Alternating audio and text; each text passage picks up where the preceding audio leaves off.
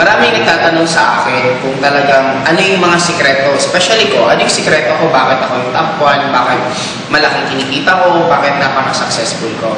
Actually, yung sikreto ko lang isa lang. Masipag lang ako. Masipag akong trumabaho. Araw-araw, ang ginagawa kong mundo pa rin is networking. Hindi pa rin ako nagpapahinga. Paminsan nga, ako naalala ko, nasa US na ako. Nasa US ako, kachat ko yung mga downline ko, minomonitor ko yung team building nila. Just imagine mo, nasa US na ako, nagbabakasyon ako, pero nagtatrabaho pa rin ako. Akala ng iba, meron kaming ganito.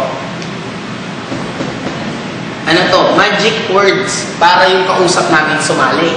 Parang pag meron kaming ginagawa na pag lahat ng kausapin namin sumusali, actually, it's not true. Bakit? Hanggang ngayon, sa laki ng result ko, nare-reject pa rin ako. Nai-Indian ako, meron pa rin hindi sumasali kung hindi naniniwala sa akin.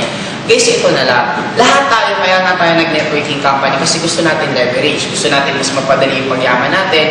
Gusto natin magawa ng maganda at mabilis. Ngayon, kung meron akong magic word na ginagawa, hindi nyo na ako makikita mag-OPP. Bakit pa ako mag-OPP kung meron naman ako magic word na lahat ng kausapin ko sa sali? Hindi nyo na ako makita mag-training sa downline. In short, ang gagawin ko na lang, isa lang, ituturo ko yung magic ko sa inyo para lahat kayo yumaman din. In short, pag yumaman kayo, lalo din lalaki ang kita ko. Kaya nga lang, wala nga ganito. Anong meron kami? Isa lang. Ito ang laman ko. Maraming tao, maraming distributor, sila tulog na, ako gising pa. Imagine mo ngayon, alas 2 na ng umaga. Anong ginagawa namin? Nag-iisip pa kami, paano namin lalong mapalaki yung grupo namin. May mga ibang tao na tulog pa, ako gising na naman. Bakit? Tumatrabaho na naman ako. May ibang tao kinakausap isang araw isa, ako 10. Yun ang laman ko, bakit ako?